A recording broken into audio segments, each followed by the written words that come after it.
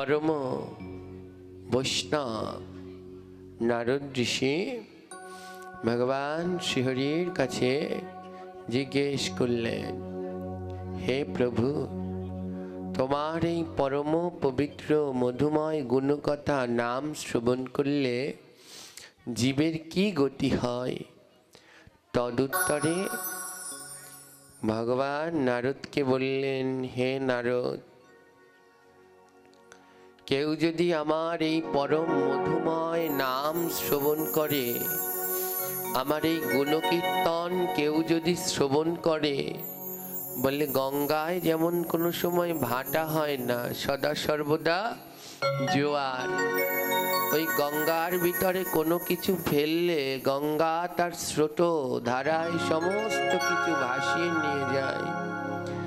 भगवान बोललेन, आमार एई गुणकथा आमार एई मधुमय नाम श्रवण करले जीवेर यदि पाहाड़ समान पापो थाके, एकटू नय गो, बोललेन शत पाहाड़ समान यदि पापो थाके, एक मने एक चित्ते एक ध्याने यदि आमार एई दिव्य नाम कथा श्रवण करते पारे, भगवान बोललेन सेई नाम कथा नाम कीर्तनेर स्रोत धाराय जीवेर जन्मे जन्मे अर्जित पहाड़ समान पाप धुए मुछे छाप हये जाय।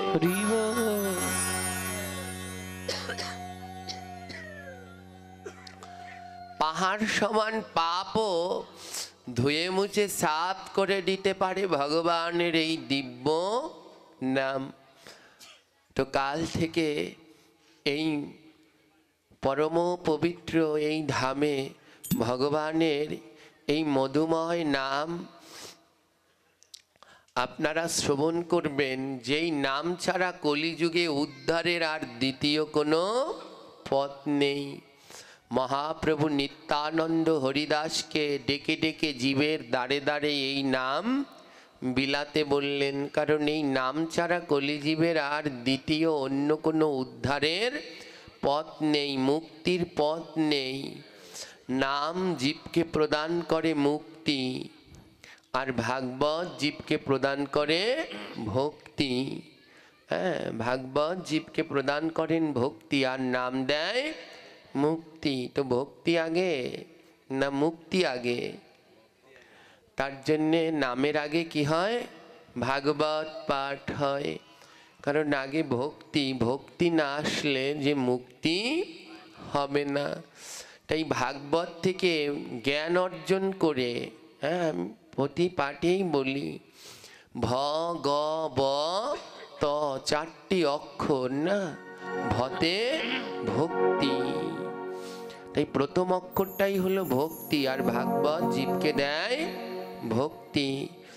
भक्ति निये कि करबे? एखाने बसे गते ज्ञान, ज्ञान अर्जन करो। बते बैराग्य, बाड़ी गिये सेटा पालन करार चेष्टा करो। और तते त्याग, जा शिक्षा दिलेन महाजनगण सेई अनुसारे पालन करे तोमार मनेर भितरे जे रिपुगुलो आछे, काम क्रोध लोभ मोह मात्सर्य हिंसा अहंकार जा जा रयेछे समस्त किछु त्याग करो। ताई तते त्याग, भ ग ब त এই চারটি জিনিস অর্জন করার পরে তারপরে নামের কাছে যেতে হয়। আর তখনই না নাম শ্রবণ করলে জীব মুক্তি পায়। হ্যাঁ, তাই ধ্যান দিন এই নাম শ্রবণ করতে এসে যেন আমাদের কোনো অপরাধ না হয়ে যায়। মহাপ্রভু চৈতন্য ভাগবতে বললেন, জীবী নামে তরে নামে মরে, হেন কর্ম কেবা করে, যে নাম করে মরে। বললেন জীব নামে তরে, আবার জীব নামে মরে। নাম শ্রবণ করে জীব তরে উদ্ধার হয়, আবার এই নাম শ্রবণ করে জীবের পাপ হয়, পাপে মরে। প্রশ্ন করতে পারেন, ও বাবা এ কেমন কথা?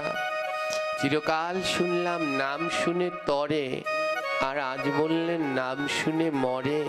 হ্যাঁ গো, এই নাম শুনতে এসে অনেকে মরে। বর্তমান সময়ে আমাদের যত জায়গায়, সব জায়গায় নয়, প্রায় অধিকাংশ জায়গায় নাম শুনতে যাওয়া, কীর্তনে যাওয়া, বাদাম খাওয়া, ফুচকা খাওয়া, চটপটি খাওয়া, এর প্রতিযোগিতা চলতে থাকে। হ্যাঁ, কীর্তন শুনতে বললাম, নাম শুনতে বসলাম না বাদাম খেতে বসলাম, রাধারানী জানে। হ্যাঁ, যেইখানে যেইখানে নাম হয়, বেশিরভাগটা সময় তো নামে ওই 9টা 10টা 8টা 9টার আসরগুলো ভরা থাকে। তো নাম শুনে তো চলে যান, এই চাটাই বা হোগলার উপরে বসে নাম শুনে। তো আপনাদের এত দয়া, বিভিন্ন জায়গায় ভক্তদের এত দয়া, যারা পরের দিন সকালে আঙিনা ঝাড় দেয় তাদের জন্য কিছু গুপ্তধন রেখে যায়। হ্যাঁ, গুপ্তধন লুকিয়ে রাখে না। তো পরের দিন সকালবেলা, এই যে আমাদের ওখানে নাম যজ্ঞ, যখন সকালবেলা আমরা ওই হোগলাগুলো উঠাই, অনেক গুপ্তধন পাওয়া যায়। হ্যাঁ, কেউ যত্ন করে পান খেয়ে পানের ছাবাটা হোগলার নিচে যত্ন করে রেখে দিলেন, কেউ বা বাদামের ছোকা, কেউ ঝালমুড়ির খোসা, কত কি গুপ্তধন ওই নামের চাটাইগুলো উঠালে পরে পাওয়া যায়। ভগবান বললেন এরাই মরে। ওই যে বললাম নামে তরে নামে মরে। মরে কারা? এরা। কি করলো দেখুন, পান খেয়ে পানের ছাবাগুলো ওই হোগলার নিচে রেখে দিল। তো এটো হয়ে গেল কি না বলুন? ও আসনটা তো এটো হয়ে গেল। আর ওই আসনে যদি কোনো মহৎ কেউ এসে বসে, তাহলে তার আর রেহাই হলো না, তাকেও অপবিত্র করে দিল। তাই বললেন নামে মরে। তাই নাম শ্রবণ করতে এসে আমরা যেন তরে যেতে পারি, নাম শ্রবণ করে যেন আমরা মরি না। অপূর্ব সুন্দর করে দেখুন, এই নামের অঙ্গনটাকে সাজানো হয়েছে। কলিযুক্ত, সব জায়গায় বেবিচার ছেয়ে গেছে। পরশুদিন না কবে এই যে মোবাইলে দেখলাম, এর জন্যে আমার এই মোবাইল টোবাইল এখন আর ধরতে ইচ্ছে করে না। আমাদের জেঠুগুরু মহারাজ বলেন, মনকে নষ্ট করার প্রধান মাধ্যমই হলো মোবাইল। ভক্তিগুলো নষ্ট হয়ে যায়। কি যেন জায়গাটা, কোটালীপাড়া, রামনগর না কি একটা আছে, জগদ্ধাত্রী পুজো উপলক্ষে ওই যে মেয়ে মানুষদের দিয়ে নৃত্য করাচ্ছে, নাচাচ্ছে। নৃত্য বলা যায় না, ওটা নাচানো হয়। আজে বাজে পোশাক পরে এই নাম যজ্ঞের এই 4 কোণার আসরের মধ্যে ওই নাচছে। দেখলে যে কারো ভক্তদের নয়নে জল চলে আসবে। এর মতো পবিত্র জায়গা আর হয় না। দেখুন, এই 4টা খুঁটি না থাকলেও চলতো কি না? এই 4টা খুঁটির মধ্যখানে, এই 4 স্তম্ভের মধ্যখানে এই মধুময় নাম যজ্ঞ হচ্ছে। হ্যাঁ, এই 4 কোণায় ভগবানের দিব্য পরম এই 4টা খুঁটি কেন? হ্যাঁ, এর অনেকগুলো ব্যাখ্যা। 4টা খুঁটিতে কোনো জন মহৎজন বলছেন সত্য, ত্রেতা, দ্বাপর, কলি। এই 4ই যুগ উদ্ধার হয়ে যায় এই মধুময় নামের গুণে। তাই 4 যুগ 4 কোণায় খুঁটি হয়ে রইলেন, মধ্যখানে হচ্ছে মধুময় নাম। আবার 4টা খুঁটি ধর্ম, অর্থ, মোক্ষ, কাম 4ই বর্গের প্রতীক হিসেবে অবস্থান করছে। আবার চারটা খুঁটি নিতাই গৌর রাধা গোবিন্দ রূপে অবস্থান করছেন। আর তার মধ্যে মেয়ে মানুষদের নিয়ে জগদ্ধাত্রী পুজো উপলক্ষে নাচাচ্ছেন। চারপাশে হরে কৃষ্ণ মহামন্ত্র দিয়ে ঘেরা। হ্যাঁ, এই নামযজ্ঞে যেখানে হয় দেখবেন মধ্যখানটায় মন্দিরে যদি টাইলস করা থাকে, মধ্যখানটায় কোনো সময় টাইলস করে না, ওখানটায় মাটি রাখে, খালি জায়গা রাখে। কেন জানেন? বলে ওইখানটার ধুলার বৃন্দাবনের ধুলার মধ্যে কোনো পার্থক্য নেই। আর তার মধ্যে বসে যদি এমন অনাচার বেবিচার করে তাহলে এরাই নামে মরে। হ্যাঁ, তাই বললেন নামে তরে নামে মরে। এখানে কি আছে জানি না, বেশি জায়গায় নামযজ্ঞ হলে, যেই গ্রামে যে কয়দিন নামযজ্ঞ হয়, ভাগবত পাঠ হয়, সাত্ত্বিক আহার করতে হয়। গ্রামবাসী শুদ্ধ সবাইকে সাত্ত্বিক আহার করতে হয়। ও কদিনের ভিতরে কোনো ধরনের তামসিক আহার আদি করতে নেই। অনেক জায়গায় করেন, এখানে করেন তো আপনারা সবাই? হ্যাঁ, বাহ, খুব ভালো। এই সাত্ত্বিক আহার, এই নাম যে কদিন চলবে, এই সাউন্ডের শব্দ যত দূর পর্যন্ত যাবে, সব গাছপালা পশু পাখি শুদ্ধ তারাও উদ্ধার হয়ে যাবেন এই নামের গুণে। কটা দিন সাত্ত্বিক আহার করতে হয় মা। দুঃখ কি জানেন? সাত্ত্বিক আহার ঘরে ঘরে সবাই সাত্ত্বিক আহার করছে, আবার ওখান থেকে সেই ডিম পেঁয়াজ রসুন দেয়া চটপটি ফুচকা খেয়ে আবার সব গোলমাল পাকিয়ে দিচ্ছে। তাই বললেন নামে তরে নামে মরে। তাই নাম এমন ভাবে শ্রবণ করুন যেন তরে যেতে পারেন। নৌকা বিলাস কীর্তন হয়তো, নৌকা বিলাস কীর্তনের ভিতরে শুনবেন ভগবান শ্রীকৃষ্ণ এক জায়গায় বলছেন, রাধারানীকে বলছেন, সব সখীরে পার করিতে নিব আনা আনা, আর তোমার বেলা নেব সখী তোমার কানের সোনা।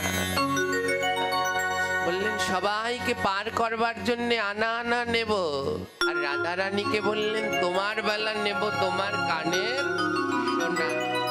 বললেন ভগবানের কি সোনার ঠ্যাক পড়ল রাধারানীর কাছ থেকে কানের সোনা নিয়ে যাবেন? এখানে রাধারানী মানে ভক্ত তত্ত্ব, কানের সোনা মানে ভগবান কানের দুল চাইনি। বললেন পার করার জন্যে কানের দুল ওটা চাইনি। বলে ওই যে বলল সব সখীরে পার করিতে নিব আনা আনা, তোমার বেলা নিব সখী তোমার কানের সোনা। তো সোনা মানে তো কানের দুল অলংকার, ওটা চাইলো না? মহাজন বলে না গো, ওটা ভগবান চাইনি। বলে কি চাইলো? ভাগবত শোনা, নাম শোনা। আমার গোবিন্দ বললেন ভাগবত শোনা, নাম শোনা, এর মতো শ্রেষ্ঠ জগতে আর কিছু আছে কি? জোরে বলুন, আছে? জগতে আর নেই। গোবিন্দ বলে যখন ভাগবত শুনলে, নাম শুনলে, এমন ভাবে কানের মধ্যে রেকর্ড করে দাও যেন শেষ দিন পর্যন্ত ওই নাম তোমার কর্ণে থাকে। ওটা যেন কর্ণ থেকে মুছে যায় না। এমন ভাবে নাম শ্রবণ করো, এমন ভাবে ভাগবত শ্রবণ করো যেন ওটা শেষের দিন পর্যন্ত তোমার কানে থাকে। গোবিন্দ বললেন আমি শেষের দিনে দেখব কতটুকু ধরে রাখতে পারলে। তাই সব সখীরে পার করিতে নেব আনা আনা, আর তোমার, তোমাদেরকেই ভগবান বললেন তোমার বেলা নেব সখী তোমার কানের সোনা। কি শুনেছিলে ওই ভাগবত? কি শুনেছিলে ওই নাম? কতটুকু জমা করে রাখতে পারলে? ওটা শেষের দিনে গোবিন্দ বললেন বুঝে নেব। যে জমা করে রাখতে পারলেন গোবিন্দ বললেন তাকেই আমি পার করে দেব। তাই মা, এই নামে উদ্ধার হয়, মহাপাতকও এই নামে উদ্ধার হয়ে যায়। আমাদের বড় ভাগ্য ভালো, একটা সময় এত নামযজ্ঞ ছিল না, এতটা ভাগবত একটা সময় ছিল না। আজ গৌরের কৃপায় দাঁড়ে দাঁড়ে নাম চলে আসছে, দাঁড়ে দাঁড়ে হরিকথা চলে আসছে। বৈষ্ণবের তো দয়ার শরীর, তাদের দয়ার কোনো অন্ত নাই। হ্যাঁ, বললেন কি বৈষ্ণব বন্দনায় বললেন, গঙ্গার পরশে হাই পশ্চাতে পাবন, দর্শনে পবিত্র করা এই তোমার গুণ। বলে বৈষ্ণবের গুণ কি জানো? গঙ্গায় স্নান করবার পরে মা গঙ্গা তাকে পাপ থেকে মুক্ত করেন। আর বৈষ্ণবের গুণ কি জানো? বৈষ্ণবের দর্শনের সাথে সাথেই সমস্ত পাপ খণ্ডন হয়ে যায়। তাই বৈষ্ণবের মতো দয়াল নাই মা, তারা নিজ গুণে কৃপা করে আমাদের দাঁড়ে দাঁড়ে আসছেন। কেন? আমাদের মতো পাতকদের উদ্ধার করবার জন্যে। ওই বদনের দিকে তাকালেই শত গঙ্গা স্নানের ফল হয়ে যায়। আজ দেখুন, যশোর থেকে এখানে ছুটে আসলেন আমাদের জ্যেষ্ঠ গুরুভ্রাতা, আমার শ্রী গুরুদেবের অত্যন্ত প্রিয়জন, প্রিয় পাত্র ছিলেন। কেন আসলেন? না আমাদের মতো পতিতদের উদ্ধার করবার জন্য। একবার যেই ওই বদনে তাকায়, ওই বৈষ্ণব বদন দর্শন করলে শত সহস্র গঙ্গা স্নানের ফল অনায়াসে লাভ করা যায়। হরি বল, হরি বল। আজ কলিজীবের দাঁড়ে দাঁড়ে নাম পৌঁছে যাচ্ছে, দাঁড়ে দাঁড়ে নাম প্রচার করছেন ভক্তগণ। তাই এই নামকে যেন আমরা প্রকৃত কাজে লাগাই। এই নাম শ্রবণ করতে এসে যেন আমরা উদ্ধার হই, অপরাধে না জড়াই। ধ্যান রাখবেন, এই নাম বই আমাদের মুক্তির আর কোনো পথ নাই। মহাপ্রভু নিত্যানন্দ হরিদাসকে আদেশ করেছিলেন, যাও প্রত্যেক ঘরে ঘরে গিয়ে এই নাম প্রচার করো। প্রভু বললেন, শোনো শোনো নিত্যানন্দ, শোনো হরিদাস,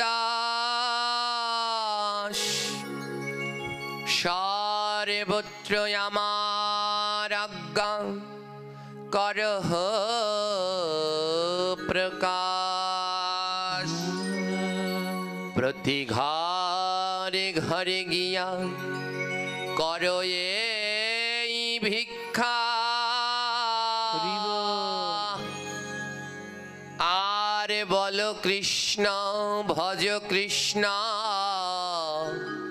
করো কৃষ্ণ শিক্ষা। ইহা বই আর না বলিবা বলাইবা, দিন অবসানে আসি আমারে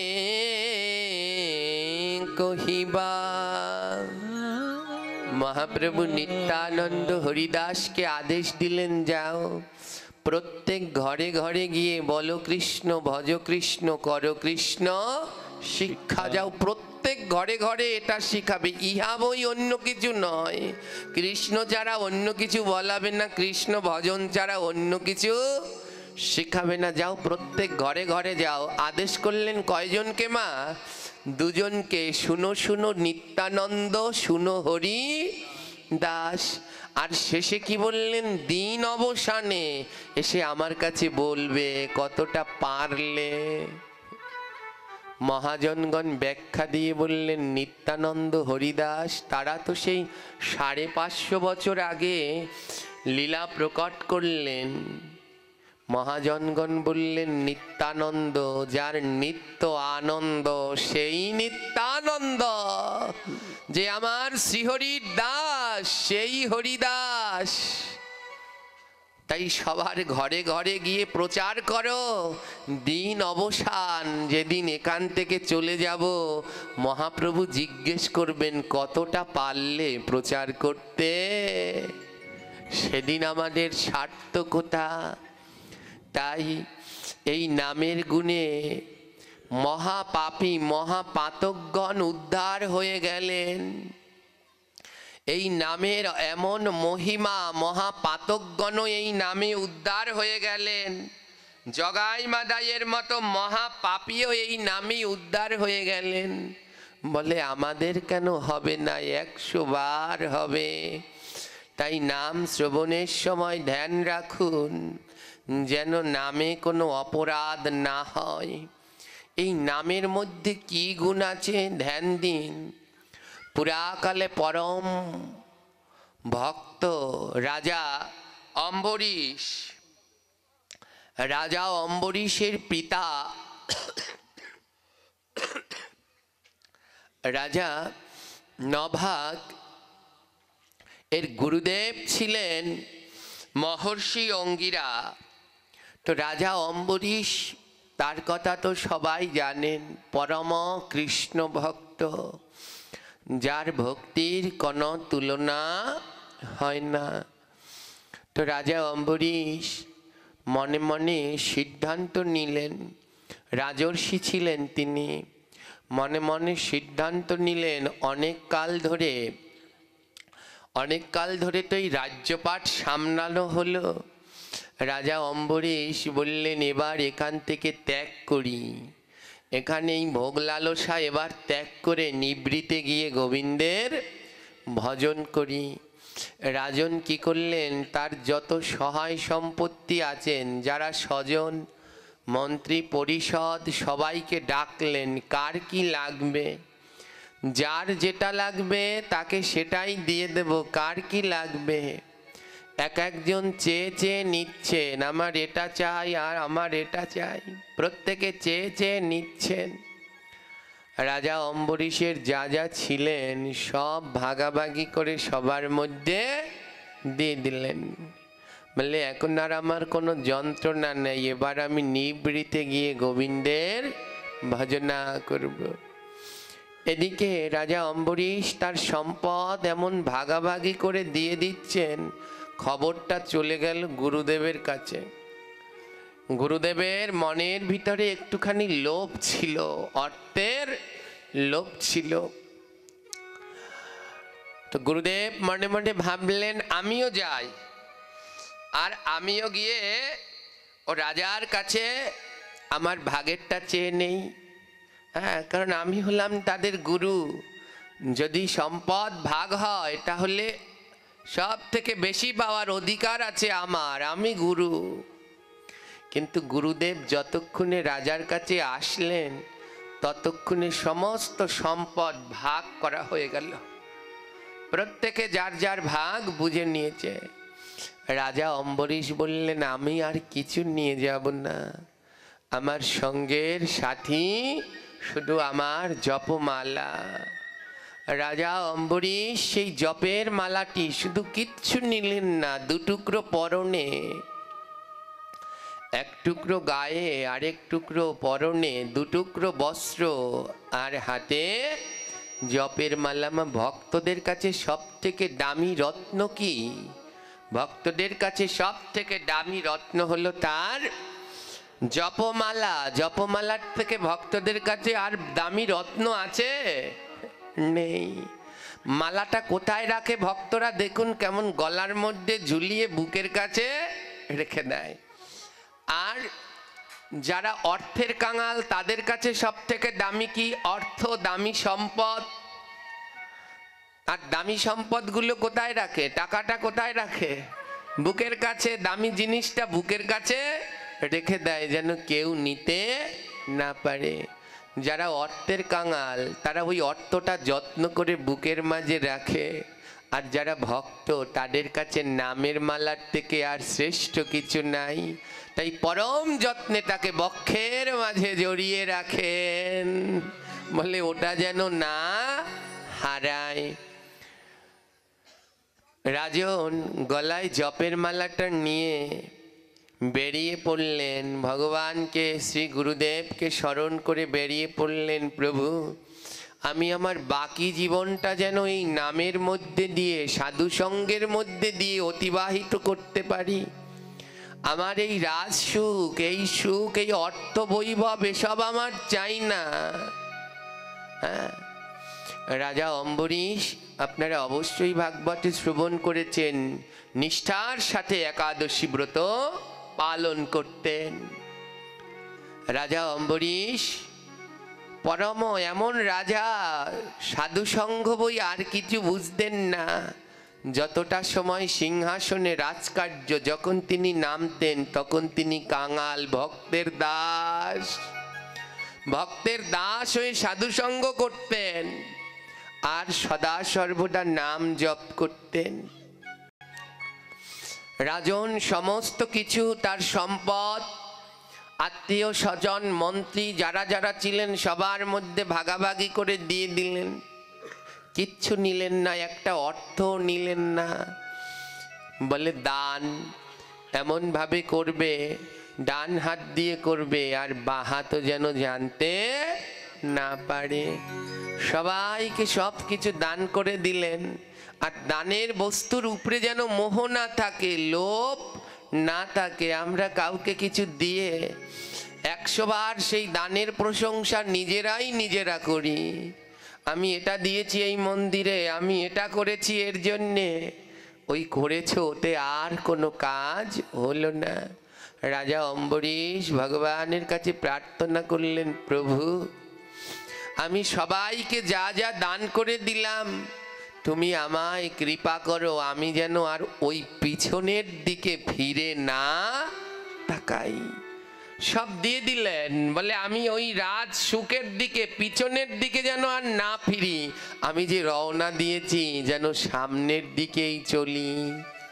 মহাজন ব্যাখ্যা দিয়ে বললেন, হে জীব, পিছনের দিকে ওই অর্থ বৈভব, পিছনে সুখের দিকে ছোট না, সামনের দিকে যাও। বলে সামনে কে?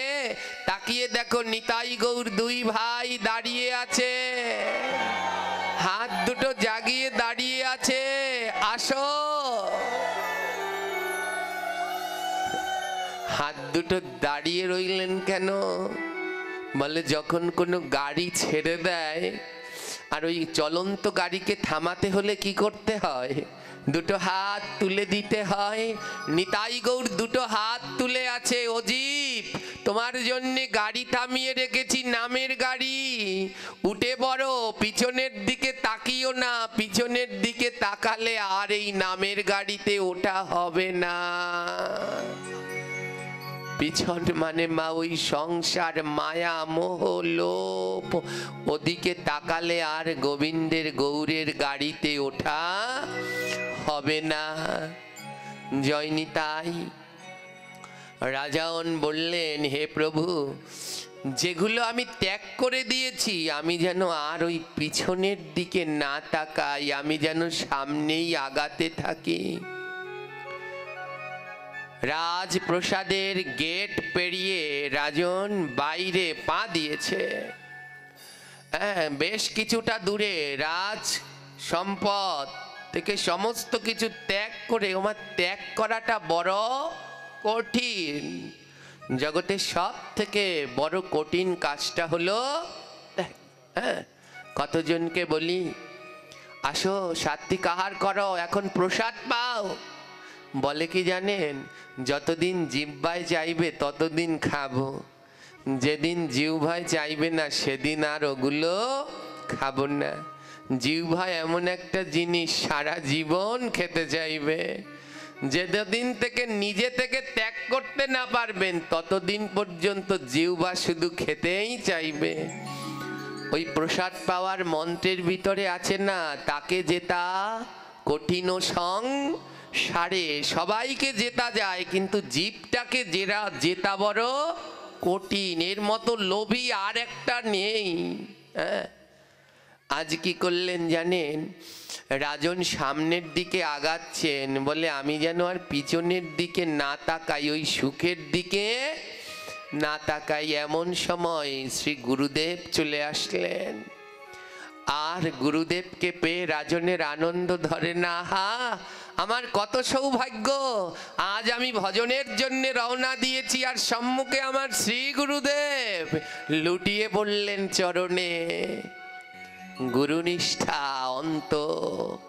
হ্যাঁ, লুটিয়ে পড়ে দণ্ডবত প্রণাম করলেন। গুরুদেব জিজ্ঞেস করলেন, রাজন কোথায় যাচ্ছ? রাজা বলছে, গুরুদেব আমি সর্বস্ব কিছু ত্যাগ করে নিবৃতে ভজনের জন্য যাচ্ছি। গুরুদেব বলছে, শুনলাম তোমার সব সম্পদ নাকি ভাগাভাগি করে দিয়েছ। রাজন মনের আনন্দে ভাবছে, রাজা তো আর জানেন না যে গুরুদেবের মনেও একটুখানি হ্যাঁ।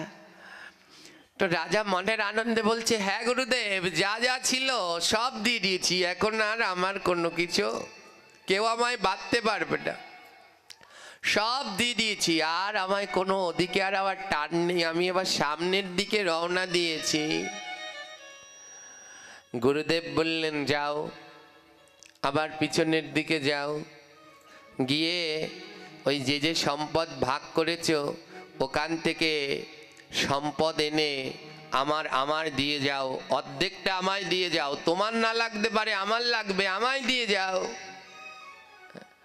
রাজা বলছে, গুরুদেব আমি আর ওই পিছনের দিকে যেতে চাই না, আমি যা ওখানে ফেলে এসেছি ওখানেই থাকুক, ওদিকে আর আমি যেতে চাই না।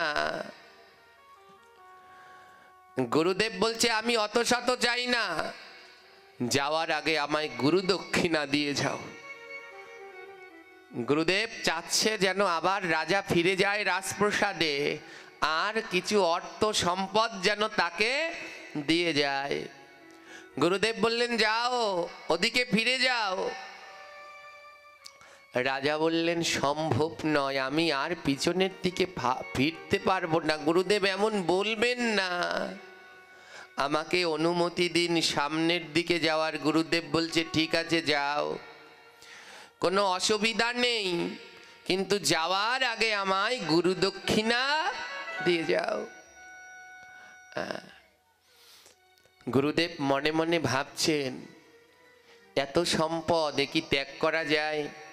নিশ্চয়ই রাজা সঙ্গে করে কোনো দামি বস্তু নিয়ে যাচ্ছে, নইলে সব এমন করে দিয়ে যায়, কিছু না কিছু সঙ্গে করে নিয়েছে, নইলে সামনের দিকে চলবে কি করে? গুরুদেব একটু একটু করে ঘুরে ঘুরে তাকিয়ে তাকিয়ে দেখছে যে কি মূল্যবান জিনিস এর সাথে আছে। দেখি তো, চারদিকে ঘুরে ঘুরে দেখছে, দেখি তো কি মূল্যবান জিনিস নিয়ে যাচ্ছে। সম্পদ না হয় দিয়ে দিল, কিন্তু ওর তো সামনে থাকতে হবে, নিশ্চয়ই ওর সঙ্গে দামি কোনো রত্ন কিছু আছে। চারদিকে তাকিয়ে তাকিয়ে গুরুদেব দেখছে, দেখে শুধু জপের মালাটা ছাড়া আর কিছুই নেই। গুরুদেব মনে মনে বলছেন, নিশ্চয়ই ওর অঙ্গের ভিতরে কোনো না কোনো জায়গায় কিছু একটা দামি হীরা রত্ন টত্ন লুকানো আছে। গুরুদেব বললেন, শোনো রাজা, তোমার সঙ্গে যা আছে তা থেকে আমায় দক্ষিণা দাও। পিছনের দিকে ফিরবে না, যাও ভালো, কিন্তু সঙ্গে যা আছে তা থেকে দক্ষিণা দাও। হ্যাঁ, রাজা একজন পরম রাজর্ষি, তো রাজা এবং ঋষি, রাজর্ষি পরম শুদ্ধ মহন্ত, তো গুরুদেবের দোষ দেখলেন না। আমরা হলে দোষ দেখে ফেলতাম, কেউ যেন দোষ দেখবেন না, এর জন্য গুরু বন্দনায় বললেন, গুরুর বিক্রিয়া যদি দেখো কখনো, তথাপি অবজ্ঞা নাহি করো কদাচন। গুরুদেব বললেন, যাও, পিছন থেকে ফিরতে হবে না, তোমার সাথে নিশ্চয়ই দামি কোনো কিছু আছে, দাও, তোমার সাথে যেই দামি বস্তু আছে সেইখান থেকে আমায় দক্ষিণা দাও। যখনই না এই কথাটা বলল, শিষ্যের দুই নয়ন থেকে, রাজার দুই নয়ন থেকে টপ টপ করে জল ঝরছে। গুরুদেব, আমার সঙ্গে যা আছে তা থেকে আপনায় দেব। গুরুদেব বললেন, হ্যাঁ, তোমার সঙ্গে যা আছে, যা নিয়ে তুমি যাচ্ছ তা থেকে দাও। হ্যাঁ, শিষ্য বললেন, রাজা বললেন, গুরুদেব আমি 3টা জিনিস নিয়ে রওনা দিয়েছি। কয়টা জিনিস? শিষ্য বললেন আমি তিনটি জিনিস নিয়ে রওনা দিয়েছি। রাজা মনে মনে বলে আমি আগেই জানতাম, একটা মনে হয় হীরা নিয়েছে, ওটা দামি, আর একটা কি রত্ন নিয়েছে কে জানে, পরশ পাথর মনে হয় কিছু একটা নিয়েছে। গুরুদেব মনে মনে বলছে তিনটার একটা দিলেই আমায় হবে। গুরুদেব ভেবেছে ওই রত্ন। রাজা বলছে গুরুদেব আমি তিনটি রত্ন নিয়ে রওনা দিয়েছি সামনের দিকে। ওই রাজপ্রাসাদে যতদিন ছিলাম ওখানে যা যা অর্জন করেছি সব রেখে এসেছি, শুধু তিনটি জিনিস নিয়ে যাচ্ছি। গুরুদেব বললেন সে তিনটি জিনিস কি?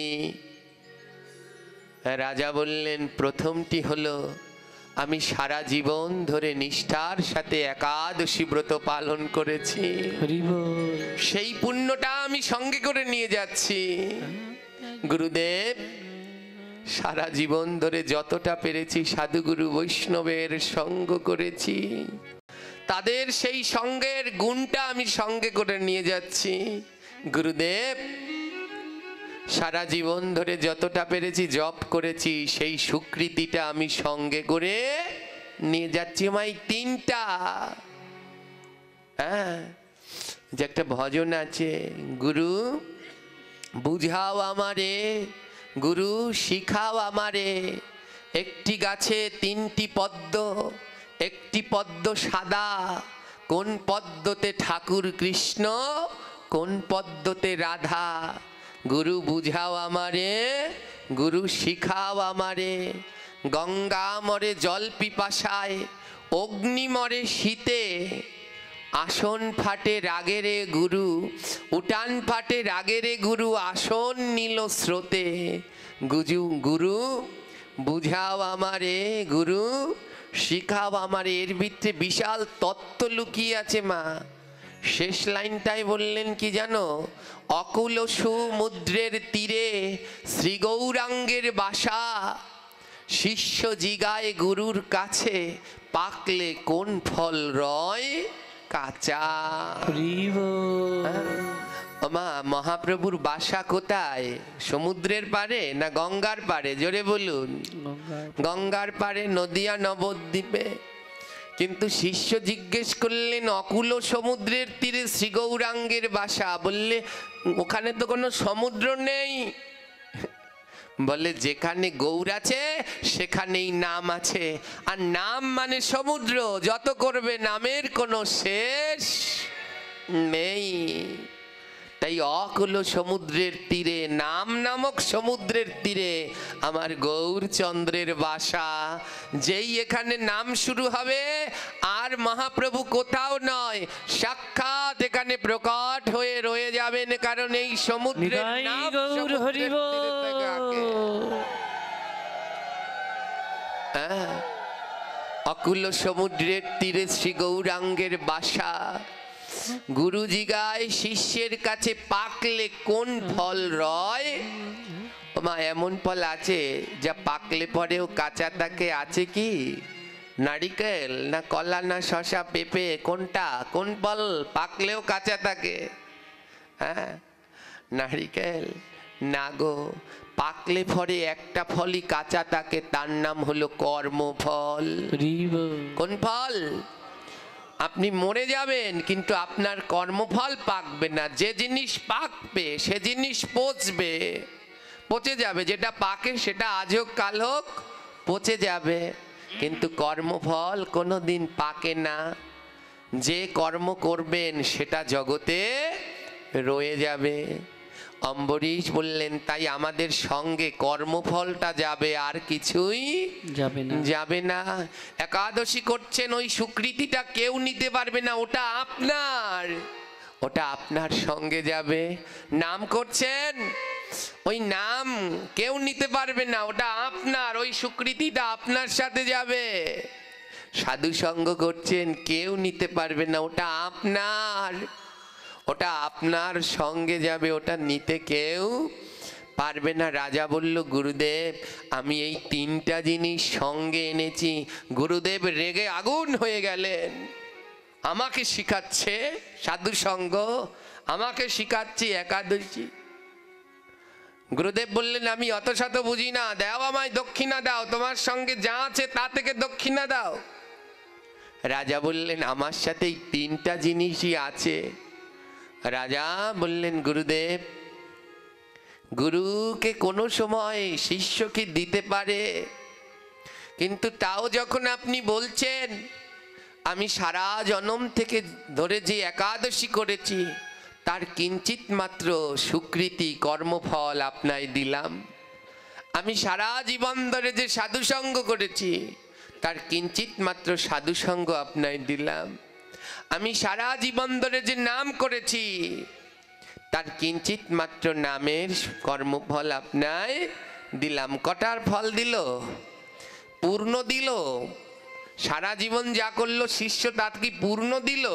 না। কতটুকু দিল? কিঞ্চিত। গুরুদেবকে একটু বুঝানোর জন্যে, যেই নাম একাদশী ব্রত সাধু সঙ্গের কি মাহাত্ম্য, হ্যাঁ, কি মাহাত্ম্য রয়েছে এর মধ্যে। গুরুদেব রেগে গেলেন, আমাকে একাদশী শিখাও, আমাকে নাম শিখাও। গুরুদেবের তো ওটা চাই না, তার চাই অর্থ, তার মনের ভিতরে অর্থের লালসা রয়েছে। রাগ হয়ে গেলেন, সঙ্গে সঙ্গে জ্ঞানী তো লুটিয়ে পড়লেন। হ্যাঁ, কৃষ্ণ রুষ্ট হলে গুরু রাখিবারে পারে, গুরু রুষ্ট হলে কৃষ্ণ রাখিবারে নারে। লুটিয়ে পড়লেন, হে গুরুদেব, যদি ভগবান রাগ হয়ে যায় তাহলে আপনি আমায় রক্ষা করতে পারবেন, কিন্তু আপনি যদি রাগ হয়ে যান ভগবানও আমায় রক্ষা করতে পারবে না, রুষ্ট হবেন না গুরুদেব। চরণ বন্দনা করে গুরুদেবকে শান্ত করলেন। অনেকটা সময় পরে গুরুদেব জিজ্ঞেস করলেন, সত্যি কি তুমি কোনো কিছু আনোনি, কোনো রত্ন কোনো কিছু সঙ্গে আনোনি? অম্বরীশ বলছে, না গুরুদেব। গুরুদেব মনে মনে বলছে, কতটাই না ত্যাগী, এত ধন এত সম্পদ সব ফেলে চলে এসেছে। গুরুদেব জিজ্ঞেস করলেন, রাজন একটা কথা বলো তো। বলে, কি? তুমি যে আমায় এই তিনটা জিনিস দান করলে, একাদশীর স্বীকৃতি, নামের স্বীকৃতি, সাধু সঙ্গের স্বীকৃতি, এই তিন জিনিস করলে কি হয়? এর ফল কি? এর মাহাত্ম্য কি? প্রথম জিজ্ঞেস করলেন, নামের মাহাত্ম্য কি? তুমি আমায় কিঞ্চিত মাত্র নামের মহিমা দান করলে, নামের মহিমা কি? যখনই না এই কথা বললেন, অম্বরীশের দু নয়ন থেকে জল ঝরছে। কি বললেন গুরুদেব? নামের মহিমা কি সেটা আমি কেমন করে বলবো? আমার তো একটা মুখ, একটা মুখে কি প্রভুর নামের মহিমা বলে শেষ করা যায়? যার 1000 মুখ আছে সে যদি একটু বলতে পারে, একাদশীর কি মহিমা সে কি এক মুখে বলে শেষ করা যায়? যার 1000 মুখ আছে সে যদি বলতে পারে। সাধু সঙ্গের কি মহিমা একটা মুখে কি বলা যায়? যার 1000 মুখ আছে সে যদি বলতে পারে। আমি এক মুখে কি করে এর মাহাত্ম্য বলি গুরুদেব? গুরুদেব বললেন, কে বলতে পারবে? এই নামের কি মহিমা, সাধু সঙ্গের কি মহিমা, একাদশীর কি মহিমা, এটা কে বলতে পারবে? শিষ্য বললেন, গুরুদেব একজন হয়তো বলতে পারবে, যার 1000 মুখ আছে। কে সে? গুরুদেব, সে পাতালে থাকে, নাম তার অনন্ত নাগ। কি নাগ? আমার কি নাগ রয়েছে পাতালে? অনন্ত নাগ। তার 1000টা মাথা আছে। কয়টা মাথা? 1000টা মাথা রয়েছে। এক রূপে 1000টা মাথা চারপাশে ঘেরা এই পৃথিবীটা অনন্ত নাগের ফনার উপরে রয়েছে। চারপাশে ঘেরা 1000 মাথা, আর তার উপরে পৃথিবীটা রয়েছে। এক রূপে তিনি পৃথিবীকে ধারণ করেছে, আরেক রূপে ভগবানকে ধারণ করেছে। ভগবান শ্রীহরি নারায়ণ কিসের উপরে শয়নে যায় মা? হ্যাঁ, আছো যোগনিদ্রায় অনন্ত শয্যায়, অনন্ত নাগের উপরে ভগবান শুয়ে আছেন। হ্যাঁ, অনন্ত নাগ এই কুলে, এই ধরাধামে যেই কুলেই জন্মগ্রহণ করুন, ডাকার মতো করে ভগবানকে ডাকতে পারলে পাবেই পাবে। সাপ হয়ে জন্মগ্রহণ করেছে অনন্তনাগ, ভগবান শ্রীহরিকে শত সহস্র বছর ডাকলেন। শত সহস্র বছর পরে ভগবান অনন্তনাগকে দর্শন দিলেন। 1000টা মাথা নুয়ে অনন্তনাগ প্রণাম করলেন। প্রণাম করে বললেন, হে প্রভু, হে শ্যাম সুন্দর, এ জগতে তোমার কোনো কিছুর অভাব নেই, তুমি আমার মতো পাতককে কৃপা করতে আসলে। হে ভগবান, তোমাকে বসতে দেব, আমার কাছে সেই বসার জায়গাটুকুও নেই। আমি সর্পকুলে জন্মেছি, বসার জায়গাটুকু নেই। অনন্তনাগ কি করলেন জানেন? নিজের দেহটাকে গোল করে দিলেন। গোল করে দিলেন আর 1000টা ফনা দিয়ে ছাতা করে দিলেন। ভগবানকে বললেন, প্রভু, তোমায় বসতে দেওয়ার মতো আমার জায়গা নেই, আমার অঙ্গের উপরে বসে পড়ো ভগবান। তুমি কৃপা করে এসেছো, এখানে বসো, তোমায় বসতে দেওয়ার জায়গা নেই। ভক্তের ভক্তি দেখে ভগবান শ্রীহরি বললেন, কথা দিলাম, আজ থেকে কেউ সোনার শয্যা দিলেও আমি তাতে ঘুমাবো না। হে অনন্তনাগ, আজ থেকে তোমার দেহে, এই দেহ সজ্জাই আমি বিশ্রাম যাব। সেই দিন থেকে অনন্তনাগ এক রূপে ভগবানকে ধারণ করে রেখেছেন, আর এক রূপে এই পৃথিবীটা মাথার উপরে ধারণ করে রেখেছেন। কয়টা মাথা রয়েছে মা? 1000 মাথা রয়েছে। রাজন গুরুদেবকে বললেন, গুরুদেব, আপনি একটা কাজ করুন, আপনি অনন্তনাগের কাছে যান, তার তো 1000 মাথা, সে বলতে পারবে সাধু সঙ্গের কি মহিমা, সে বলতে পারবে এই নামের কি মহিমা, সে বলতে পারবে একাদশীর কি মহিমা। আপনি অনন্তনাগের কাছে চলে যান। গুরুদেব বললেন, অনন্তনাগ কোথায় থাকে? পাতালে। গুরুদেব রওনা দিলেন পাতালের উদ্দেশ্যে। যেই একটু সামনের দিকে আগিয়েছে না, গুরুদেব মনে মনে বলছে, হ্যাঁ, গুরুদেবের মন তো গন্ডগোল, গোলমাল আছে। গুরুদেব মনে মনে বলছে, ও কি বুদ্ধি আমার শিষ্যের, আমায় পাতালে পাঠিয়ে ও চলে যাবে। হ্যাঁ, আবার ফিরে এসেছে, অম্বরীশ, তোমার তো অনেক বুদ্ধি, আমায় পাতালে পাঠিয়ে আর তুমি চলে যাচ্ছ। অম্বরীশ বললেন, না গুরুদেব, আমি কথা দিলাম আমি যাব না, যতক্ষণ পর্যন্ত এই নামের মহিমা, একাদশীর মহিমা, সাধু সঙ্গের মহিমা আপনি না জেনে এখানে আসবেন, আমি আপনাকে কথা দিলাম, এই আমি বসলাম, এই আমি জপমালা নিয়ে বসলাম, যতক্ষণ পর্যন্ত আপনি ফিরে না আসবেন আমি এখান থেকে উঠব না, আমি কথা দিলাম, এই আমি জপমালা নিয়ে বসলাম। বসে পড়লেন। কথা দিয়েছে তো? হ্যাঁ, কথা দিলাম। রওনা দিলেন। আমি না আসলে উঠবে না তো? না, উঠবো না গুরুদেব, আপনি যান, গিয়ে জেনে আসুন। গুরুদেব গেলেন পাতাল লোকে, সেই বাসুকি নাগের কাছে। আর যখনই পাতাল লোকে পৌঁছালেন, গুরুদেব দেখলেন বিশাল সেই বাসুকি নাগ। একবার মনে মনে কল্পনা করুন কত বড় সে। এই পৃথিবীটা তার মাথার উপরে, চিন্তা করুন তার আয়তনটা কত বড়। পৃথিবী মানে বোঝেন আমাদের বাংলাদেশ আর ভারত নয়, সবটা তার মাথার উপরে। যখন গুরুদেব তার কাছে গেলেন আর তার সেই বিশাল রূপ দেখে থরথর করে কাঁপছে, ওরে বাবা, এত বড় সাপ!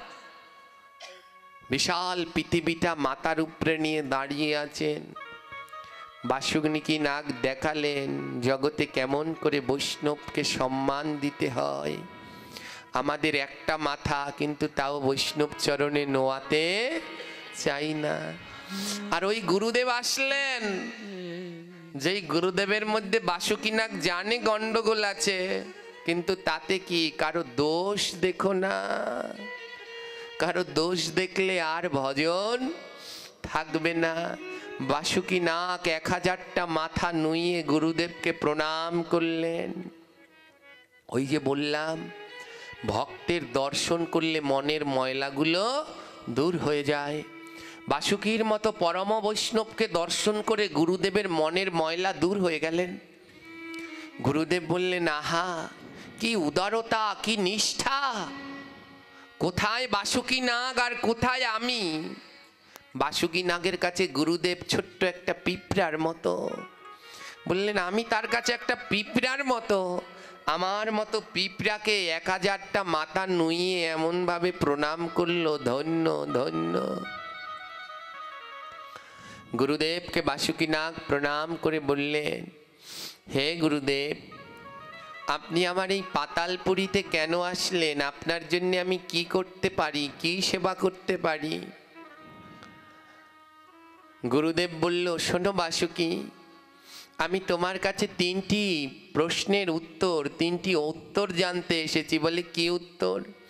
আমার শিষ্য অম্বরীশ আমাকে কিঞ্চিত মাত্র নামের স্বীকৃতি, কর্মফল দান করলেন, কিঞ্চিত মাত্র একাদশীর স্বীকৃতি দান করলেন, আর কিঞ্চিত মাত্র সাধু সঙ্গের স্বীকৃতি দান করলেন। অম্বরীশ, আমার শিষ্য বলেছে যার 1000টা মাথা আছে সে নাকি বলতে পারবে, তাই আমি তোমার কাছে এসেছি। বলো না, কিঞ্চিত মাত্র নাম শ্রবণ করলে কি পুণ্য হয়? কিঞ্চিত মাত্র একাদশীর পুণ্য দান করলে কি পুণ্য হয়? কিঞ্চিত মাত্র সাধুসঙ্গর পুণ্য দান করলে তাতে কি পুণ্য হয়? বাসুকীনাগ বললেন, গুরুদেব আমি বলতে পারি, আমার একটা শর্ত আছে। গুরুদেব বললেন, কি শর্ত? এই যে আমার মাথার উপরে এই পৃথিবীটা, এটা আপনার হাতের তারায় একটু নিতে হবে। গুরুদেব বলে, মাথা গেছে তোমার বাসুকীনাগ, তোমার মাথা নষ্ট হয়ে গেছে। তোমার কাছে আমি একটা ছোট্ট পিঁপড়ের মতো। এত বড় পৃথিবী তুমি 1000টা মাথা দিয়ে ধারণ করে রেখেছো, এটা আমি কি করে হাতের তারায় নেব? বাসুকীনাগ বললেন, আমি আপনাকে এই অর্থ তখনই বলবো যদি আপনি আমার হয়ে এই পৃথিবীটা হাতের তারায় ধারণ করেন। গুরুদেব বললেন, অসম্ভব, এই পৃথিবীর যে ওজন, এ আমি হাতে তো দূরের কথা, মাথায় নিলেও এর তলে চাপা পড়ে মরে যাব। এ আমি কি করে ধারণ করব? এ তো ভারী ওজন। চিন্তা করুন, এই সমস্ত পৃথিবীটার ওজন। বাসুকীনাগ বললেন, গুরুদেব একবার চেষ্টা করে দেখুন না, পারেন কিনা। গুরুদেব বললেন, এ সম্ভব নয় বাসুকীনাগ, তুমি ভুল করছো। এত বড় পৃথিবী আমি এত শক্তি কোথায় পাবো? এত বড় পৃথিবী আমি ধারণ করব, এ শক্তি আমার কাছে নেই। বাসুকীনাগ বললেন, একবার চেষ্টা করুন, যদি না পারেন আমি তো আছি। গুরুদেব কিন্তু ভয়ে মরছে, কিন্তু মনের ভিতরের ওই দম্ভটা এখনো যায়নি। বাসুকীনাগ বললেন, একবার ধরুন না, ধরে দেখুন, না পারলে আমি আছি। বাসুকীনাগ, গুরুদেব হাতটা পেতেছেন, হাত থরথর করে কাঁপছে। আর বাসুকীনাগ মাথা থেকে পৃথিবীটা ছেড়ে দিলেন, গুরুদেবের হাতের উপরে পড়েছে। গুরুদেব চোখ বন্ধ করে তরতর করে কাঁপছেন, এর তলায় বোধহয় আমি আর চাপা পড়ে মরবো। কিন্তু যখনই হাতের উপরে নিলেন না, ওমা, ওই যে পুজোর সময় শোলার কদম ফুলটা নাই গোল গোল দেখেছেন? যখনই পৃথিবীটা হাতের উপরে দিল, গুরুদেবের মনে হলো একটা শোলার কদম ফুল দিয়েছে। গুরুদেব মনে মনে বলছি, আরে পৃথিবী এত হালকা, এ তো আগে জানতাম না। একই করেছি আমি, ওই বাসুকীর কাছে আমি ছোট হয়ে গেলাম না? বাসুকী জিজ্ঞেস করছে, গুরুদেব কষ্ট হচ্ছে? এখনো মনের ভিতরে দম্ভটা যায়নি। গুরুদেব বললেন, কেন কষ্ট হবে, কেন? এ পৃথিবী ধারণ করা কোনো ব্যাপার? ছোটবেলায় আমি এই রকম পৃথিবী দিয়ে কত ফুটবল খেলেছি, কত বল খেলেছি। এ তো সামান্য ওজনে ধারণ করতে কি? গুরুদেবের মনের ভিতরের দম্ভটা এখনো যায়নি। বাসুকীনাগ বললেন, গুরুদেব তাহলে আপনি একটু পৃথিবীটা ধরে দাঁড়ান, আমি একটু আসি। গুরুদেব বললেন, আরে যাও যাও, তুমি 1-2 মাস গিয়ে ঘুরে আসো গিয়ে, ও আমার কিচ্ছু সমস্যা নেই। এ পৃথিবী ধারণ করা কোনো ব্যাপার নাকি, এ তো সোলার পুলের থেকেও হালকা। বাসুকীনাগ গুরুদেবকে প্রণাম করে চলে গেলেন। গুরুদেব মনের আনন্দে পৃথিবীটা হাতের তারায় ধারণ করে রাখলেন। দেখতে দেখতে 100 বছর কেটে গেল। কত বছর? 100 বছর কেটে গেল। গুরুদেবের মনে হচ্ছে এই কিছুক্ষণ আগে দিয়ে গেল, কিন্তু সময় গেল কতটা? 100 বছর।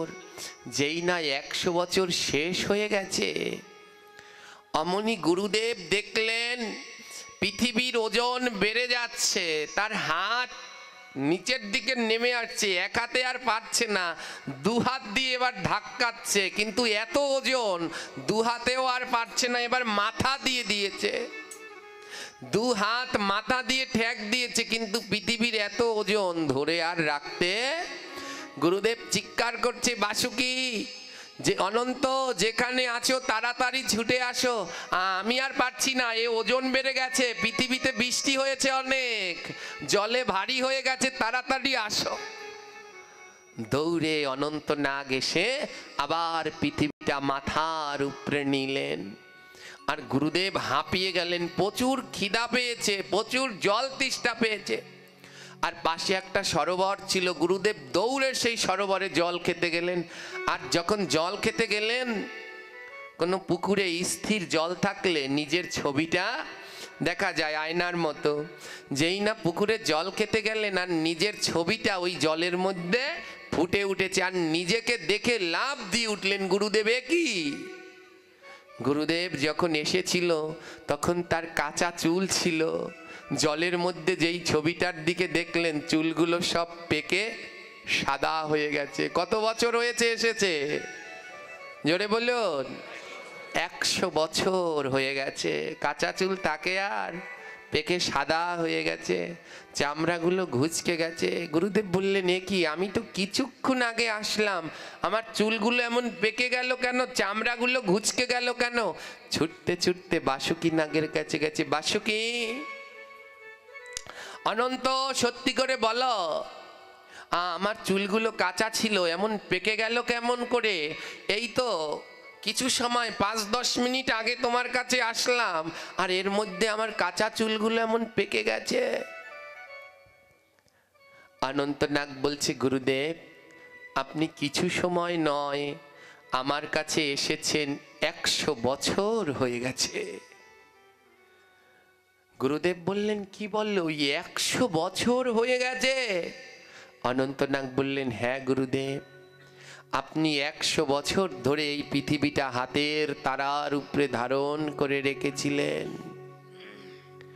গুরুদেবের মাথায় হঠাৎ চিন্তা হলো, তাহলে 100 বছর ধরে আমার কোনো খিদা লাগেনি কেন? 100 বছর ধরে আমি কিছু খাইনি, আমার তো কোনো খিদা লাগেনি। 100 বছর ধরে আমি তো কোনো বিশ্রামে যাইনি, আমার কেন ঘুম আসেনি? 100 বছর ধরে আমি এত শক্তি কোথায় পেলাম যে এই পৃথিবীটা হাতের তারায় ধারণ করে রাখলাম? গুরুদেব বললেন, বাসুকি আমি আগেই জানতাম পৃথিবী অনেক ভারী, কিন্তু বলো তো বাসুকি, আমি 100 বছর ধরে কেমন করে এই পৃথিবী ধারণ করে রাখলাম?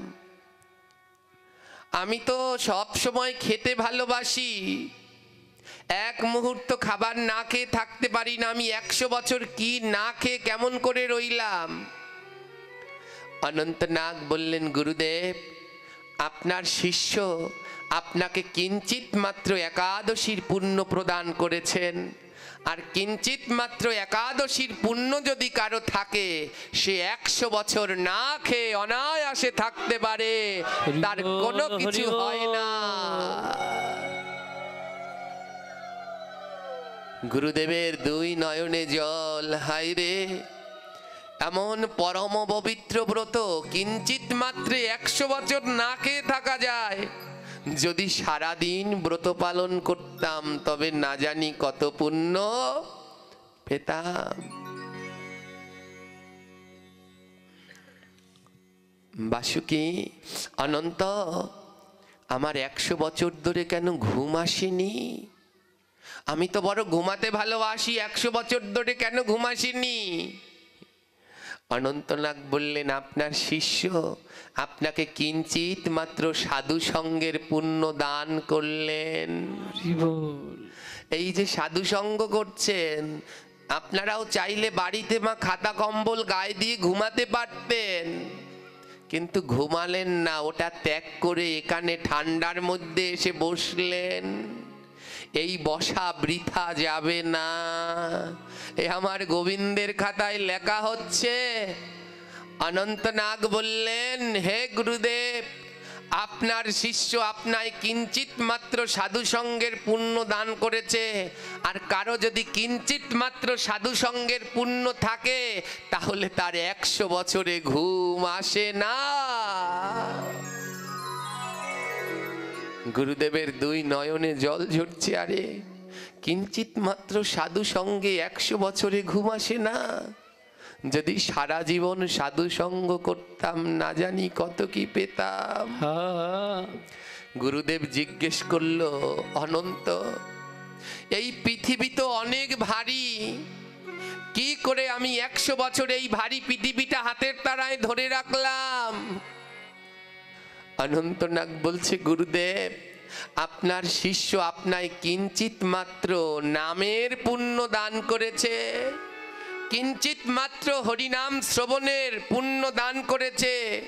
আর কেউ যদি কিঞ্চিত মাত্র হরিনাম শ্রবণ করে 100 বছর পৃথিবী হাতের তারায় করে অনায়াসে রাখতে পারে।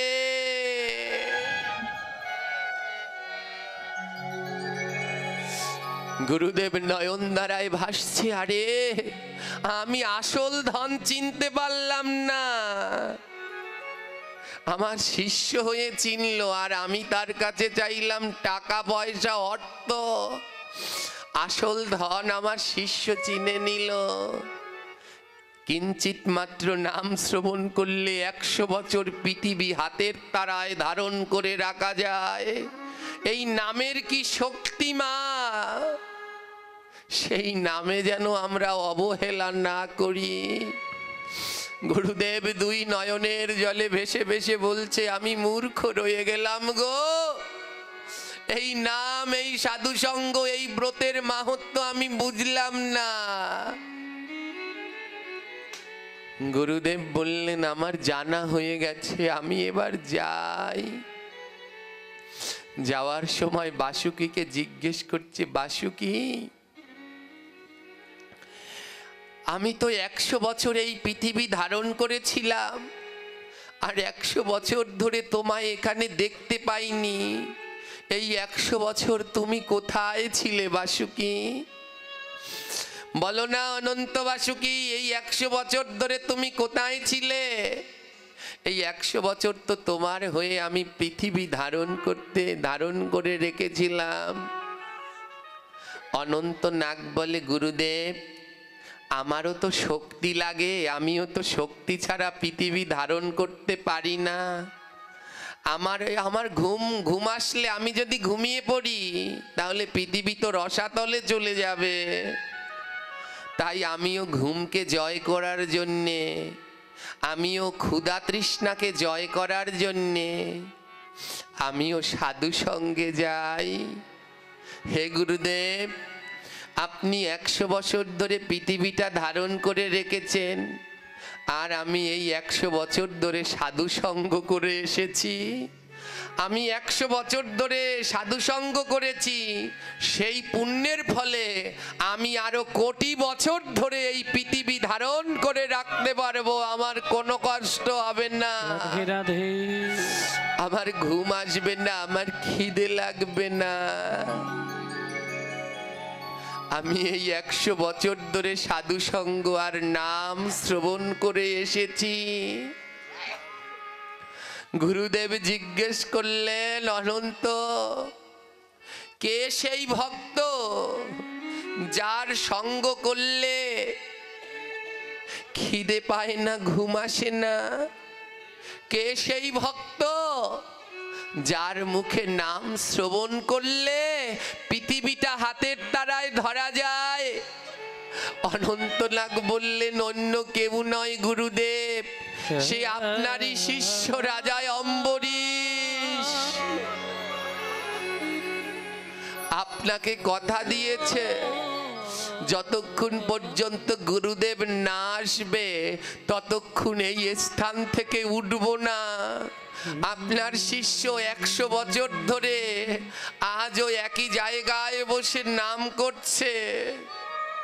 আমি তো অধম। অনন্তনাগ বলছে আমি তো অধম, তাই আমার 1000টা ফনা দিয়ে আমি তার মাথায় ছায়া দিয়ে রেখেছি, তার সাথে সাধু সঙ্গ করেছি। আর 100 বছর ধরে ওই রাজনের মুখে আমি মধুর নাম শ্রবণ করেছি। ওই নাম আর সাধু সঙ্গের গুণে আমি আরো 1000 কোটি বছর এই পৃথিবী মাতার উপরে ধরে রাখতে পারবো। আমার ক্ষুধা ঘুম ক্লান্তি আসবে না। গুরুদেব 2 নয়নের জলে ভাসছে। হায় রে, নিজের ঘরের মধ্যে সাধু রইল আর আমি সঙ্গ করলাম না। গুরুদেব ছুটতে ছুটতে গেলেন, গিয়ে দেখে তার শিষ্য 100 বছর ধরে একই জায়গায় বসে হরিনাম জপ করে চলেছে। আর যখনই নাম করছে 2 নয়ন থেকে জল ঝরছে। মা, ভগবান সবার নাম গ্রহণ করে না। মহাজন বললেন কি করে বুঝবো ভগবান আমার নাম গ্রহণ করেছে কিনা? মহাজন বলে যেই দিন দেখবে নাম করতে করতে 2 নয়ন থেকে অজর ধারায় ঝরছে, সেদিন জেনে নেবে তোমার নাম আমার প্রাণ গোবিন্দ গ্রহণ করেছে।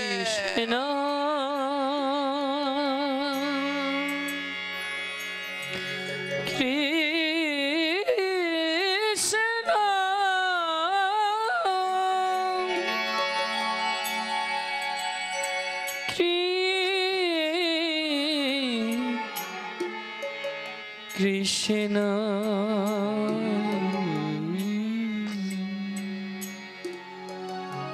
গুরুদেব গিয়ে দেখলেন শিষ্য ডাব করছে, আর 2 নয়ন থেকে 100 বছর যে জল ঝরেছে তাতে 2টো নালা হয়ে গেছে। নয়নের জলে 2টো নালা বয়ে যাইছে। গুরুদেব বললেন আমার মুক্তির উপায় এই সাধু সঙ্গ ছাড়া আমার আর মুক্তির কোনো পথ নেই। যখনই গুরুদেব এসে দাঁড়িয়েছেন, শিষ্য উপস্থিতি বুঝতে পেরেছেন, চোখ খুললেন। গুরুদেব, আপনি কি নামের মাহাত্ম্য বুঝতে পেরেছেন? আপনি কি সাধু সঙ্গের মহিমা বুঝতে পেরেছেন? গুরুদেব বলে হ্যাঁ রে, পেরেছি। এবার আমায় সেই সাধুর সঙ্গ করতে হবে। এবার আমায় সেই মধুময় নাম শ্রবণ করতে হবে রে। ও বাবা, এই নামের যে এত শক্তি, কিঞ্চিত মাত্র নাম শ্রবণ করলে পৃথিবী হাতের তারা নিয়ে 100 বছর দাঁড়িয়ে থাকা যায়। সেই নাম আমি সারা জীবন করলাম না।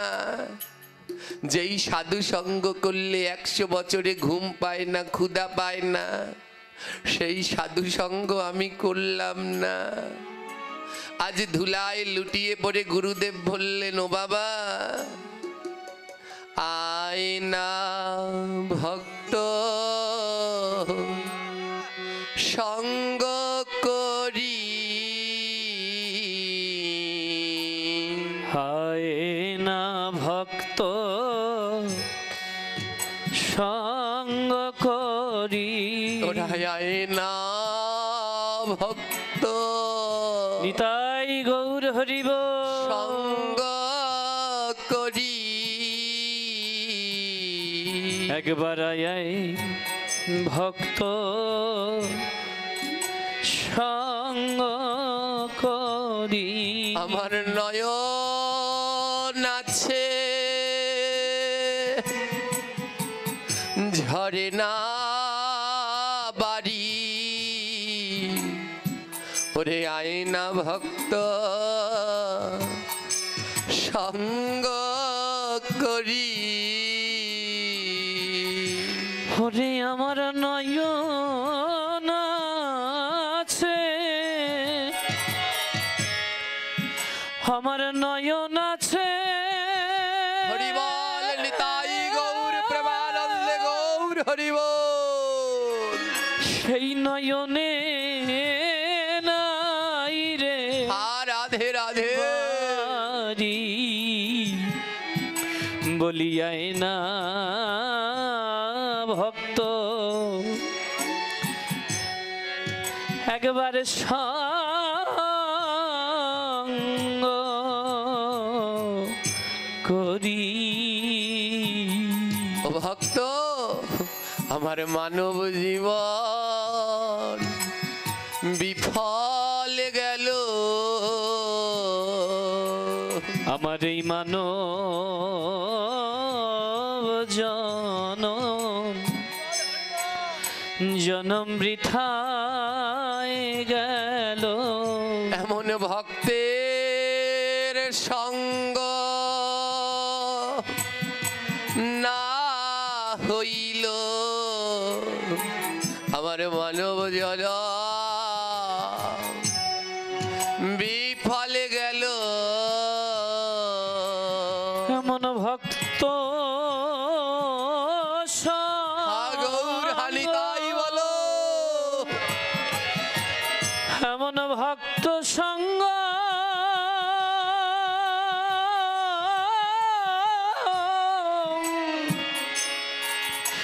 আমার নাহি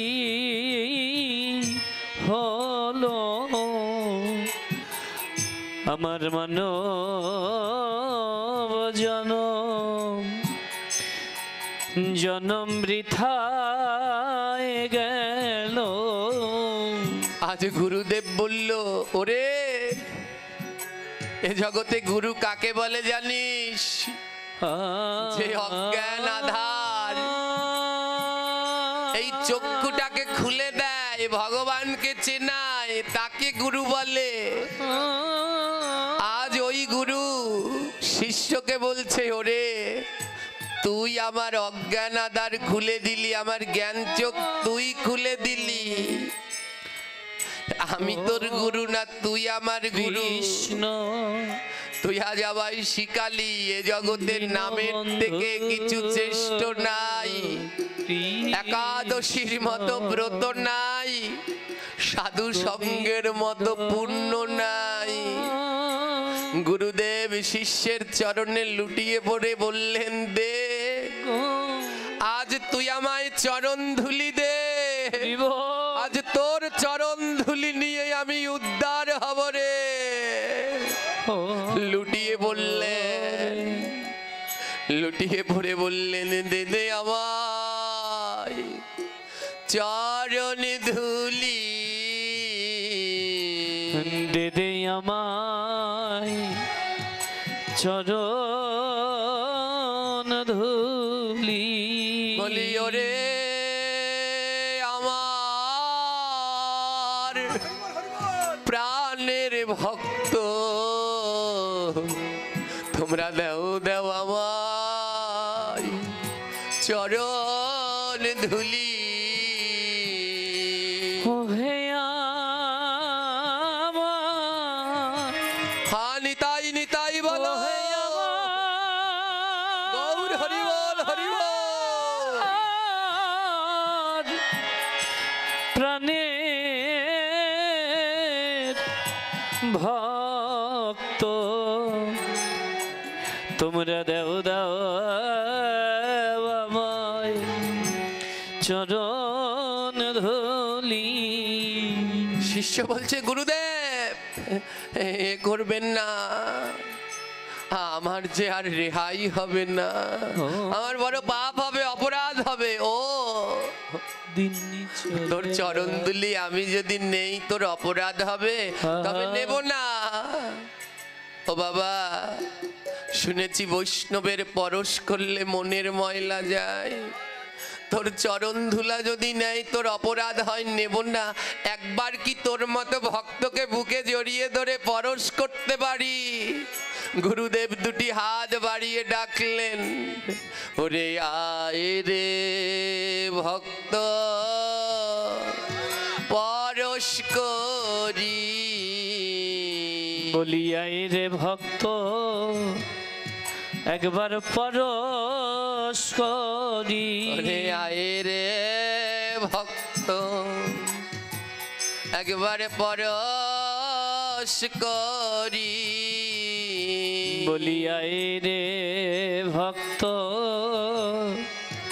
একবার পরশ করি। আমার মানব জীবন ধন্য করি। আয় রে ভক্ত পরশ করি। ওরে আমার মানব জন, রাধে রাধে। এমন মানব জন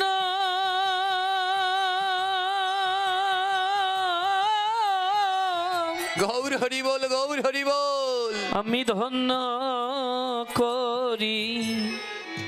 বলিয়াই রে ভক্ত একবার পরশ করি। বলে একবার বুকের মাঝে যা রায়া ধরি। একবার বুকের মাঝে জড়াইয়া ধরি। আমার তাপি তঙ্গ শীতল করি। একবার বুকের মাঝে যা রায়া ধরি। আমার তাপিত অঙ্গ শীতল করি। আমার বুকের মাঝে একবার জড়িয়ে ধরি। বলে আয়না এবার ভজন করি। বলিয়াই না একবার ভজন করি। বলে ছেড়ে যায় আমার গৌরের তরি। তোরা আয়না সবে ভজন করি। ওরে ছেড়ে যায় আমার গৌরের তরি।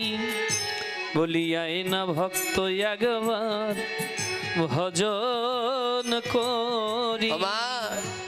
আমার গৌরের তরিখানা ছেড়ে যায়, তাই এই তরিতে যদি উঠতে চান তাহলে এই মধুময় নাম একনিষ্ঠভাবে শ্রবণ করুন। যারা যারা এখনো মালা জপ করেন না, সবাই নাম জপ করুন। নাম শুনলেই নয়, নাম জপ করতে হবে। যৎ শ্রবণম তৎকীর্তনম নচেৎ কিঞ্চিৎ ফলপ্রদাম। যৎ শ্রবণম যেমন শুনবে, তৎকীর্তনম তেমনি কীর্তন করবে, নচেৎ কিঞ্চিৎ ফল হবে না।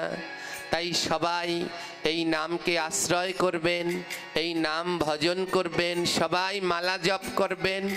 8 থেকে 80 কেউ যেন আমার প্রভুর এই নাম থেকে বঞ্চিত না হন। তাই আজ গুরুদেব তার শিষ্যকে ডেকে বলছে, আমিও আর পিছনের দিকে চাইব না, চল এবারে দুজনে মিলে ভজন করি। দুজন মিলে ভজন করি। বল দুজনে মিলে ভজন করি। দুজন মিলে ভজন করি। আরে মুখে বলবো গৌর হরি, দুজনে মিলে ভজন করি। আর মুখে বলবো গৌর হরি, দুজন মিলে ভজন করি। আরে মুখে বলবো গৌর হরি, দুজনে মিলে ভজন করি। এই মুখে বলবো গৌর হরি, দুজন মিলে ভজন করি। আমরা নগরে বেড়াইব, আমরা নগরে বেড়াইব। ওই হরি নাম প্রচারিতে নগরে বেড়াইব। ওই হরি নাম প্রচারিতে নগরে বেড়াইব। বলে নগরে গিয়ে কি করবে? বলে মুখে গাইব মধুর নাম। মুখে গাইব মধুর নাম। মোরা মুখে গাইব মধুর নাম। মোরা মুখে গাইব মধুর নাম। বলে শুধু নামই করবে? বলে না, আর কি করবে? বলে বাহু তুলে নাচিব, বলি বাহু তুলে নাচিব, মোরা বাহু তুলে নাচিব, বলি বাহু তুলে নাচিব, ওই মধুর মধুর মধুর নামে হরিব। বাহু তুলে নাচিব। ওই মধুর মধুর মধুর তুলে আমাদের নাচনী বাহু গোসাই তুলে গায় না। নাচিব। ওই মধুর মধুর মধুর হরিদ্র। নামে বাহু তুলে নাচিব। এই মধুর মধুর মধুর বলে বাহু তুলে নাচিব।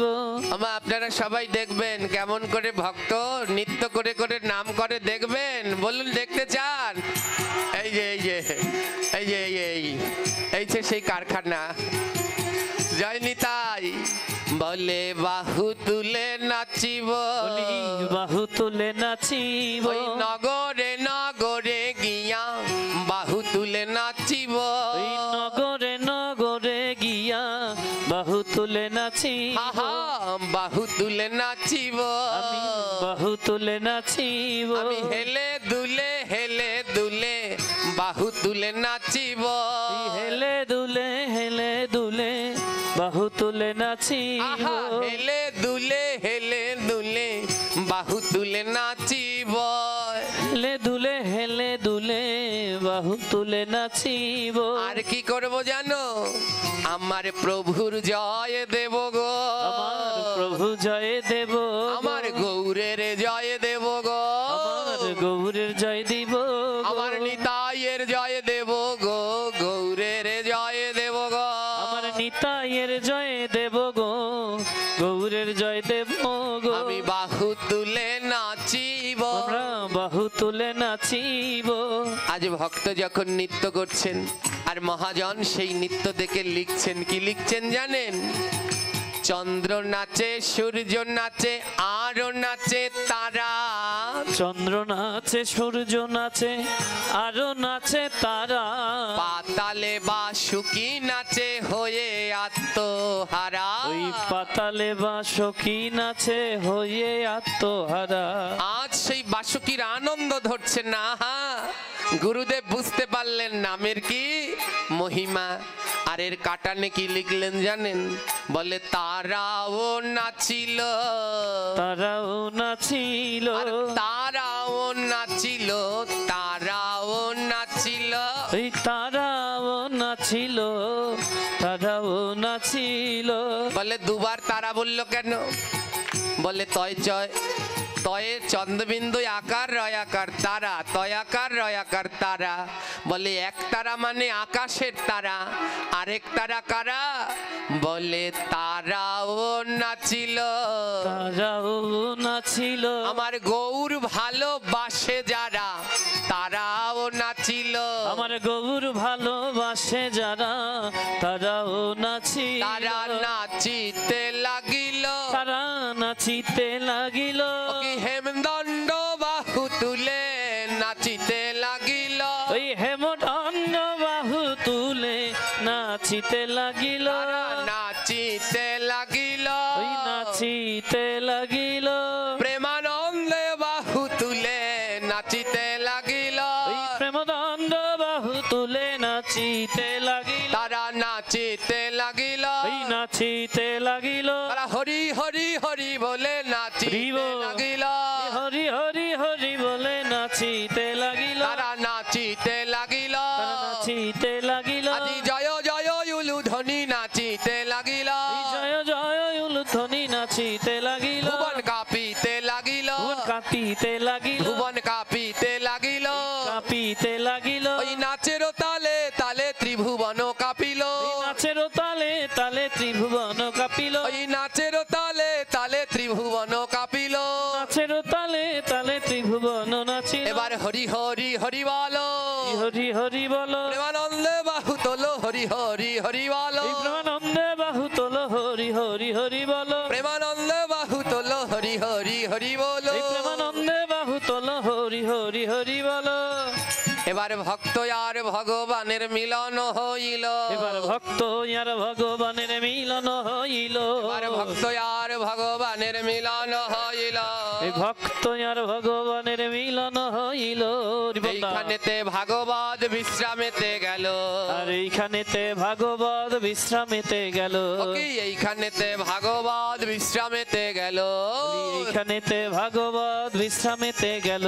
তাই যদি থাকে লেখা আবার হবে দেখা, যদি থাকে লেখা আবার হবে দেখা, যদি থাকে লেখা আবার হবে দেখা, যদি থাকে লেখা আবার হবে দেখা।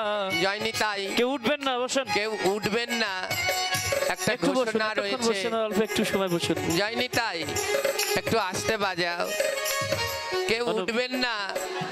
কালকে থেকে এক বৃহতি আয়োজন রয়েছে, নামগুলো একটু দিতে পারো বাবা, লেখার নামটা যার ওই প্রচার। কালকে থেকে আপনাদের অত্র এলাকার অত্যন্ত সৌভাগ্য, 7 দিন ব্যাপী হরিকথা হবে আপনাদের পাশেরই, এই একই তো এলাকার না কি বাথানবাড়ি। হ্যাঁ, 7 দিন ধরে ভগবানের দিব্য কথা হবে আপনাদের পাশেরই এলাকা, কি নাম এটা, বাথানবাড়িতে। বাথানবাড়ি মণ্ডল ভবন, চৌকিদার বাড়ি, বাথানবাড়ি খালিয়ায়। এখানে 7 দিন ব্যাপী ভগবানের দিব্য কথা হবে, এবং এই দিব্য কথা যারা পরিবেশন করবেন তারা বাংলাদেশের, শুধু বাংলাদেশ নয় অর্থ আর্যাবর্তের মহারথীগণ এই দিব্য কথা পরিবেশন করবেন। পহেলা অগ্রায়ণ এবং দ্বিতীয় দিন, অগ্রায়ণের 1 এবং 2 তারিখ হরিকথা পরিবেশন